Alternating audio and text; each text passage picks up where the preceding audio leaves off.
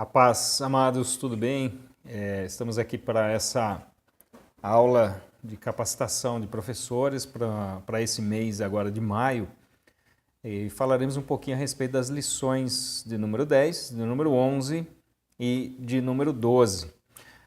Como nós conversamos no nosso encontro pessoal, falamos que os assuntos eles são correlacionados. Até foi dada uma sugestão de unificar as lições 10 e 11 e tratar dentro de uma mesma aula. É possível sem problema nenhum. Nós temos aí assuntos para serem debatidos em duas aulas tranquilamente, mas fica a critério de vocês porque, de fato, os assuntos são realmente correlatos, são correlacionados.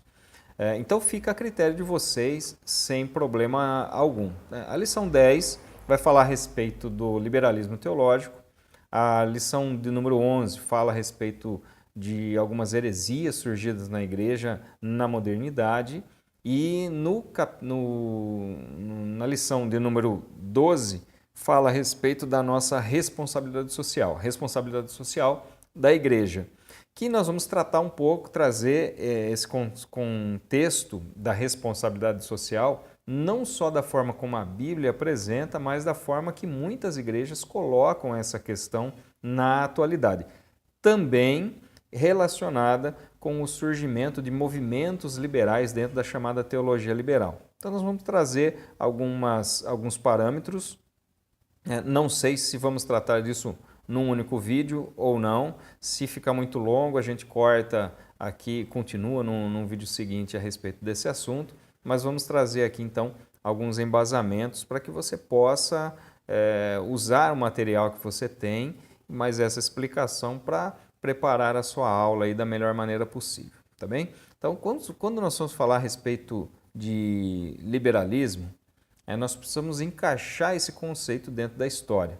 O texto-chave que nós temos aqui na lição de número 10 é o que está em 1 Pedro capítulo 3, verso 15. Antes, santificai a Cristo como Senhor em vosso coração e estais sempre preparados para responder com mansidão e temor a qualquer que vos pedir a razão da esperança que há em vós. Então, essa necessidade de nós conhecermos bem aquilo que nós cremos e estarmos sempre pautados pela palavra de Deus e não nos deixar levar por filosofias, por teologias mal construídas. A questão do liberalismo dentro da igreja, nós precisamos entender de fato o que é esse liberalismo, o que é ser liberal, porque hoje em dia a palavra liberalismo é muito utilizada no meio político e de algum tempo, a bem da verdade, mas ele tem cada vez mais entrado aí nas igrejas. Então o liberalismo ele está dentro das igrejas sim.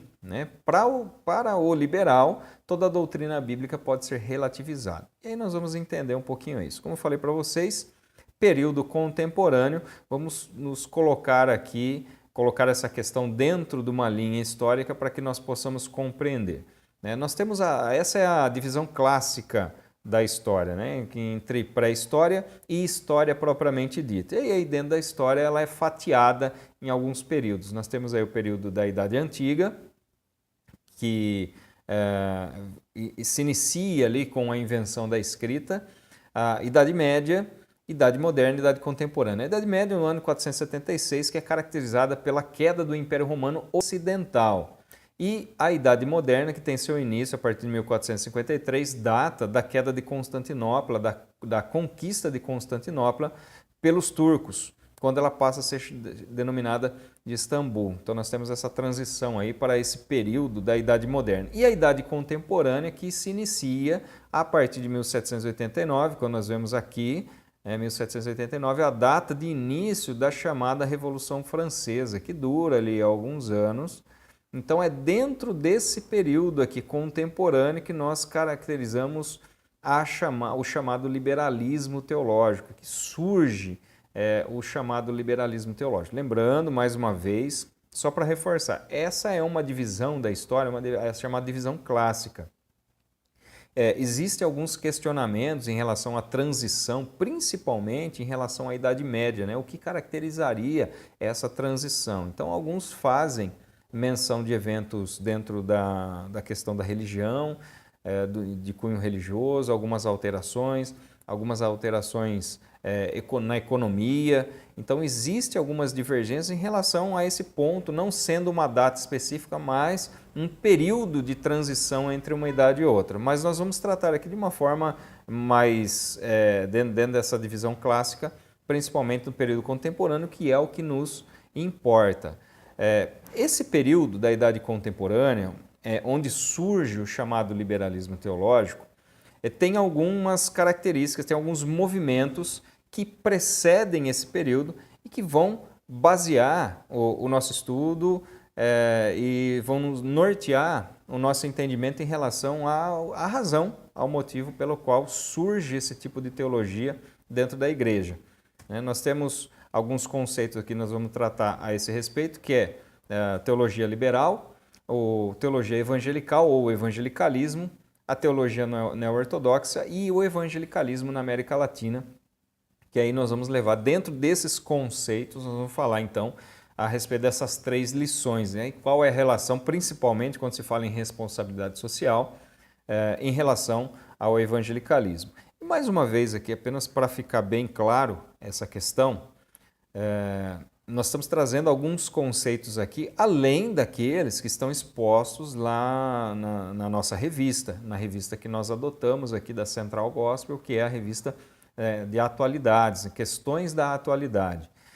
Então é lógico, você tem a revista, você tem o material na mão, o que nós trazemos aqui é apenas algo que está relacionado, mas que vai um pouco além, né? Então isso não substitui o material que você tem na mão, é apenas um material complementar. Esses movimentos que surgem ao longo da história são, vamos colocar assim dentro de uma linha cronológica, né? O humanismo, que existe já há muito tempo, é um conceito filosófico que tira Deus do centro e coloca o homem como centro de todas as coisas, né? O chamado pensamento antropocêntrico. Então, o humanismo é um movimento que tem uma tendência em colocar o homem como centro de todas as coisas. O racionalismo, que é uma corrente filosófica que atribui valor somente à razão e ao pensamento lógico. Então, a razão em detrimento da emoção. Tudo aquilo que é racional é aquilo que é verdadeiro, é aquilo que nós buscamos de fato. E o movimento renascentista, que surge ali no século XIV, a partir do século XIV se estende até o século XVI, e esse movimento é bastante importante, né? Tem os seus pilares no humanismo, no racionalismo, ocorre durante esse período uma expansão muito grande das artes. Então para a questão de pensamento, é um movimento bastante importante. E o iluminismo, que surge num período posterior, que é também um movimento cultural, enfatizava o desenvolvimento intelectual e os ideais de liberdade política e econômica. Valorizava tanto as ideias humanistas como as racionalistas. Não vamos nos deter aqui em entrar em detalhes a respeito de cada movimento. Apenas fazer menção aqui que esses movimentos eles vão pautar todo o pensamento do século XVIII, do início do século XVIII. Ali nós estamos falando então de movimentos que pautaram uma mudança de pensamento, uma quebra de paradigma. Existem muitos filósofos que surgiram nessa época e alguns movimentos que contribuíram para o pensamento de então, né? Algumas questões aqui que nós levantamos, né? A Revolução Francesa de 1789, que, como dissemos, é um marco de transição da Idade Moderna para a Idade Contemporânea. A Revolução Epistemológica de Immanuel Kant, ou chamada Revolução do Conhecimento, da forma com que se dá o conhecimento, da forma com que se chega a esse conhecimento, ou uma estruturação do pensamento, por assim dizer, né? Existe uma famosa obra de Immanuel Kant, que é Crítica da Razão Pura, quando ele vai expor as bases dessa linha de pensamento, dessa mudança e quebra de paradigma. Nós temos também o empirismo de Johann Goethe. Johann Goethe é chamado de pai do empirismo, que é o conhecimento pela experimentação. Né? Você consegue chegar ao conhecimento através do momento em que você consegue experimentar esse conhecimento chegar ao nosso entendimento por vias sensoriais, né? Seja por tato, audição, de alguma forma nós podemos experimentar e comprovar as teses que nós estamos defendendo. Então esses tipos de pensamento, essas revoluções, essas obras que marcam a história do pensamento vão influenciar esses filósofos dentro da teologia. Aqui são grandes pensadores do período moderno e contemporâneo que influenciaram, nós vemos aí no centro o Johann Goethe, Immanuel Kant, como são os que nós já citamos, mas também nós temos aí David Hume, Thomas Hobbes, John Locke e tantos outros que contribuíram para a mudança de pensamento. Nós não temos aí necessariamente apenas pessoas que são ateístas, que negam a existência de Deus. Houve muitos pensadores, filósofos durante esse período que entendiam que Deus de fato existia, mas que era necessário uma reestruturação desse pensamento e sair, vamos dizer assim, do obscurantismo daquilo que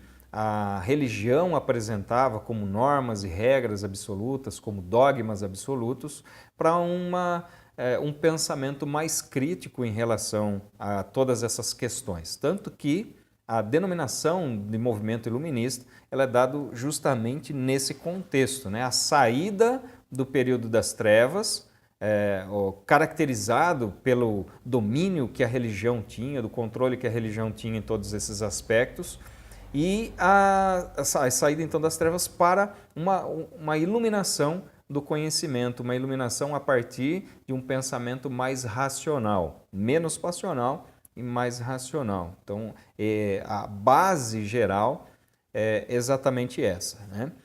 Dentro do contexto teológico, surge aquele que é chamado de o pai do liberalismo teológico, o Schleiermacher. Schleiermacher, ele vendo todo esse conceito que é apresentado, esses conceitos, melhor dizendo, que são apresentados por esses filósofos, ele começa a se criar aquilo que ele denomina de tirania da razão.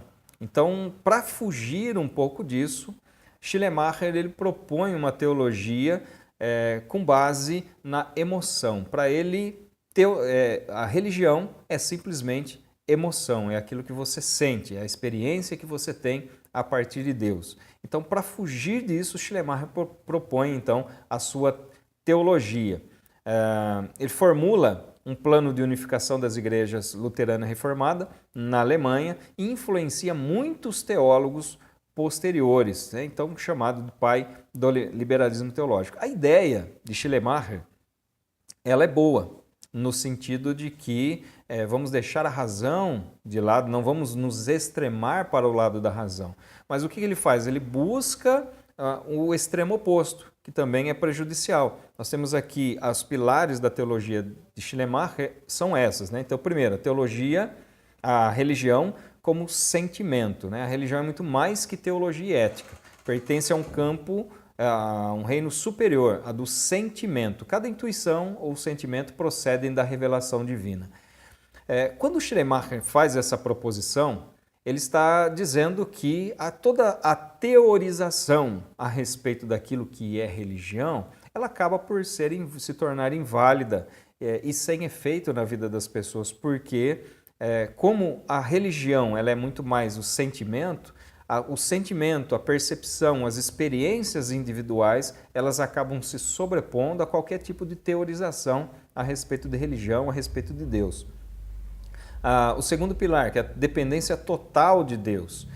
Isso, num primeiro instante, pode parecer algo bastante interessante e bom, né? Obviamente, todos nós cremos que precisamos ter uma dependência total de Deus em todos os âmbitos da nossa vida. Mas dentro da teologia de Schleiermacher, na verdade, esse pilar ele quer dizer que a doutrina ela não é mais essencial e nem mesmo é necessária. A chamada religião não dogmática. Surge o chamado antidogmatismo, ou seja, um movimento que não crê em normas absolutas, não crê na dogmatização da fé, nas doutrinas fundamentais, né? Então Deus se manifesta em um número infinito de maneiras e se prioriza a chamada experiência religiosa. E o terceiro pilar dessa teologia é que existem diversos níveis de consciência. Deus se revela para as pessoas de formas distintas, de formas diferentes. Então, cada pessoa tem um nível diferente de consciência e a partir desse nível de consciência que se estabelece o relacionamento entre o homem e Deus. A salvação, então, ela consiste não mais na obra regeneradora de Cristo nas nossas vidas, mas nessa mudança de estágio de consciência. Por meio da pregação do Evangelho, a pessoa sai de um ponto de inconsciência em relação a Deus, ou de não conhecimento em relação a Deus, para um nível mais baixo de consciência, e ele vai galgando esses degraus, vai se elevando a partir do momento em que Deus vai se revelando através da palavra. Então, a regeneração, o processo de regeneração, o processo de salvação, ele não se baseia mais simplesmente na obra expiatória, na obra, no sacrifício vicário de Cristo, mas numa elevação de entendimento em relação a Deus a partir do conhecimento, a partir de um nível de consciência mais elevado. O próprio Schleiermacher, ele disse o seguinte: o que pode o homem alcançar que é digno de se falar, se na vida ou na arte, que não surge em seu próprio ser da influência desse senso para o infinito. O que ele quer dizer assim? Que tudo aquilo que nós possamos alcançar em relação a entendimento, ao nosso conhecimento a partir de Deus, surge dentro do nosso próprio ser, a partir de percepções internas, a partir de percepções particulares em relação a Deus. Ou seja, é aquilo que nós acabamos de falar, né? O conhecimento de Deus a partir da percepção que nós temos, das percepções individuais que nós temos a respeito da religião, a respeito da fé, a respeito do nosso relacionamento com Deus. Norman Geisler faz uma citação a respeito desse pensamento de Schleiermacher. Ele diz o seguinte, né? Aí já num tom de crítica. O conceito de salvação de Schleiermacher não era ortodoxo. Ele acreditava que a salvação era a impressão deixada por Jesus. Essa consciência esclarecida de Deus transformava a comunidade cristã quando a consciência empobrecida de Deus era substituída pela de Jesus. Então, aqui apenas fazendo uma divisão entre ortodoxia e liberalismo. A ortodoxia, ela crê no estabelecimento de dogmas, no conhecimento de Deus a partir da palavra de Deus. Schleiermacher, que é dessa linha liberal, ele entende o conhecimento, o entendimento a respeito de Deus a partir de uma percepção individual que a pessoa tem de consciência em relação ao ser de Deus, a pessoa de Deus. Então, a partir do momento que essa consciência empobrecida que o homem tinha, ela começa a se elevar, ela começa a ter contato, então a salvação começa a acontecer. Mais uma vez, a ideia de Schleiermacher inicial, ela até parece interessante, parece boa, mas quando nós passamos pelo contexto da palavra de Deus, ela se torna, de fato, essa visão, sim, uma visão empobrecida, né? Um certo pregador disse o seguinte a respeito de Schleiermacher: o pai do liberalismo estava bem intencionado ao tentar apresentar um modelo teológico que refreasse a animosidade dos intelectuais dos seus dias contra a igreja cristã. Então, até aí, o que ele disse, uma boa intenção. Existia uma elite intelectual que cultivava uma animosidade em relação à igreja cristã. Nesse contexto político, nesse contexto social, nesse contexto de pensamento, se levanta Schleiermacher contra aquilo que ele chama então de tirania da razão, para oferecer uma opção em relação a essa questão. Então ele se levanta contra uma certa animosidade de alguns intelectuais em relação à igreja cristã, colocando ou marginalizando a igreja cristã. Continuando aqui na fala.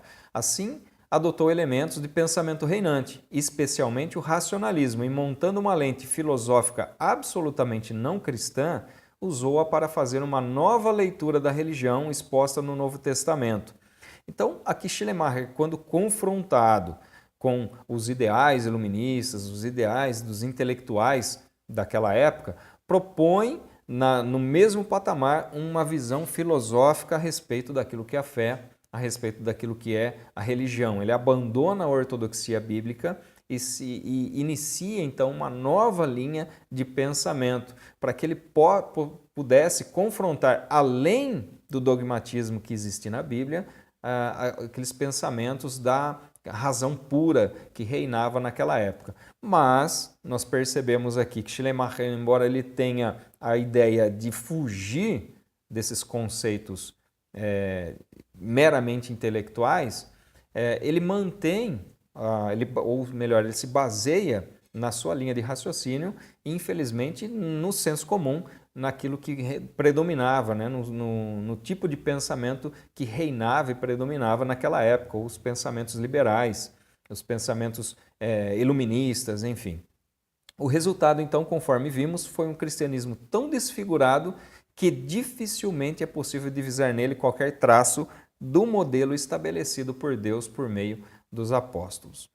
Ou seja, o resultado da obra de Schleiermacher, infelizmente, acabou ele saindo, tentando fugir de um extremo de abandono de Deus, de estabelecimento da razão como ponto central do pensamento do homem, e ele vai para um outro extremo e leva para simplesmente a religião como emocionalismo, como emoção.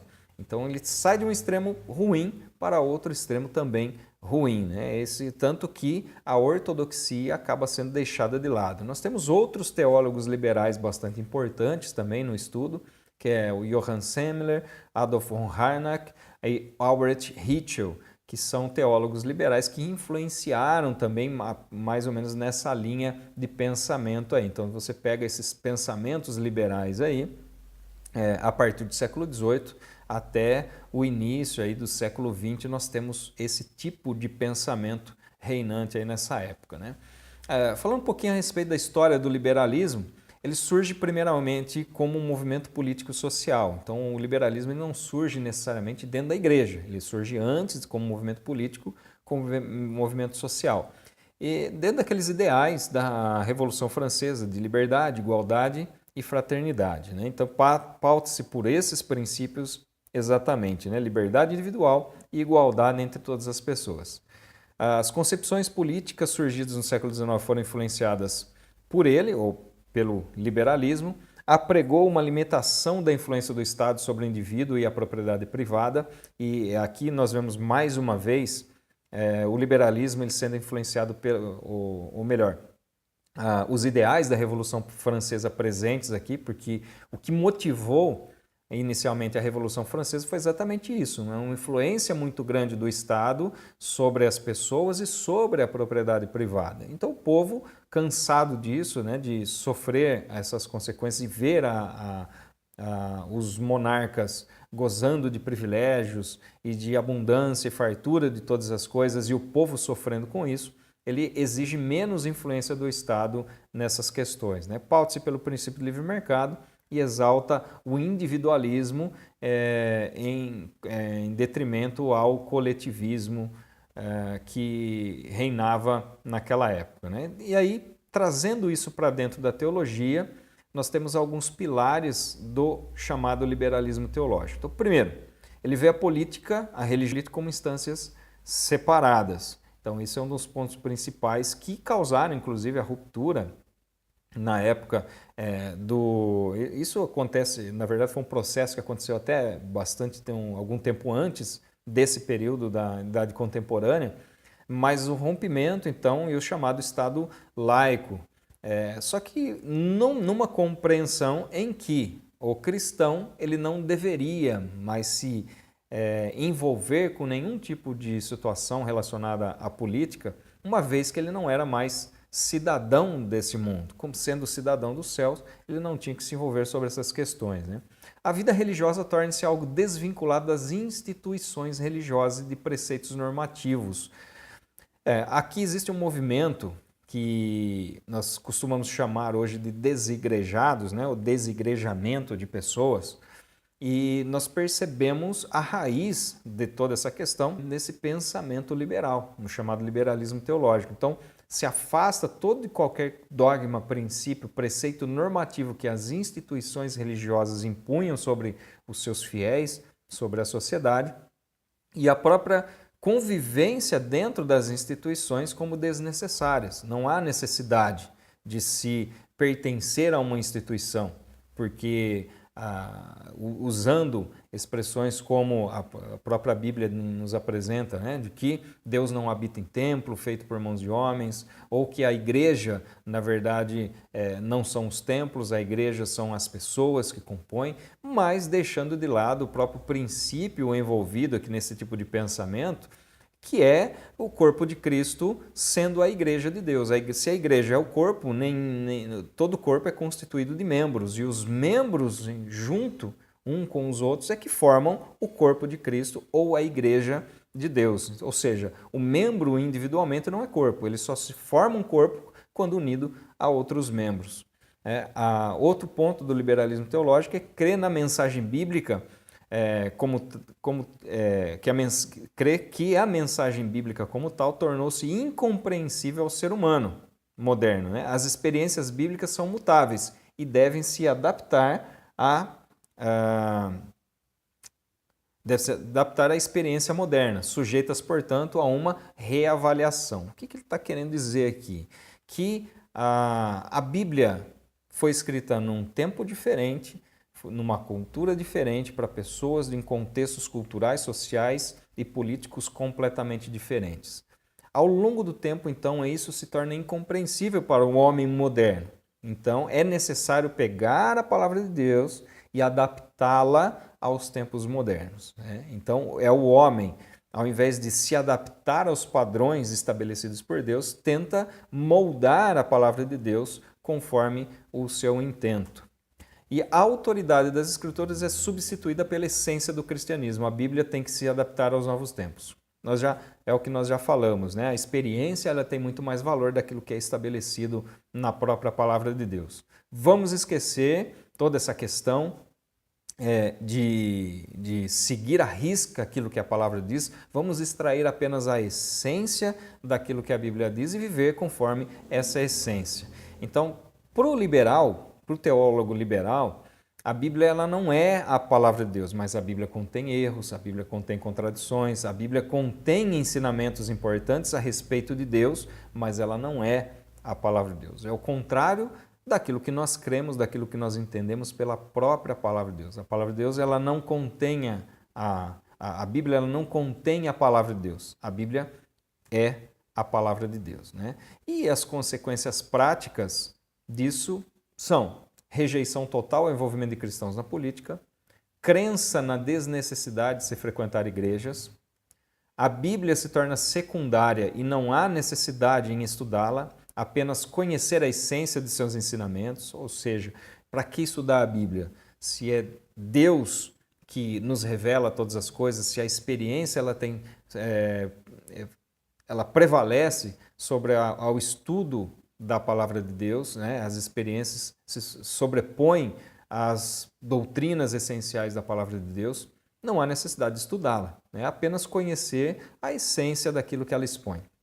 As experiências individuais se sobrepõem à ortodoxia bíblica e a Bíblia, então, se adapta aos pensamentos e necessidades modernas. Então, o que a Bíblia diz? É aquilo que eu creio que a palavra de Deus deva dizer, né?